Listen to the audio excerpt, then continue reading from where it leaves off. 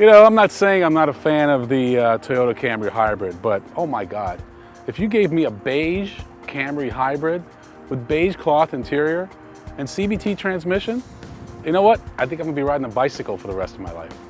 If you're gonna be buying a Camry, do you really need a Camry Hybrid? Okay, it's supposed to get about 38 miles to the gallon, really gets about 32. Yeah, it's got the nice emblem here with the blue background, letting everyone know, hey, I'm driving a hybrid. That's all good and fine, but I think there's better ways to spend $32,000 than to get this car. And how about looks-wise?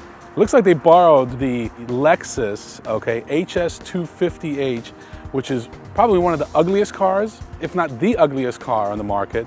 They've taken that styling and then they said, okay, let's stick it on a Camry.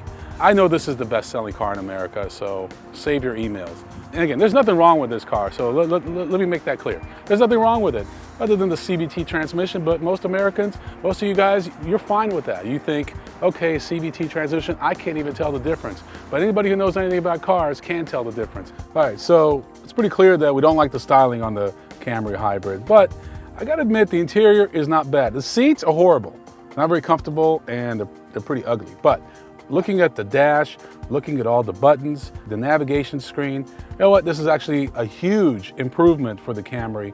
And I think it's very important because when you're in here, it lets you forget what an ugly vehicle you're driving. The Camry Hybrid is available in two trim levels, the LE and XLE.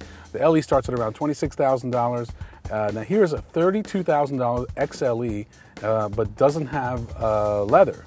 So, you know, by comparison, for around $31,000, you can get a Malibu Eco or a Hyundai Sonata with leather and navigation.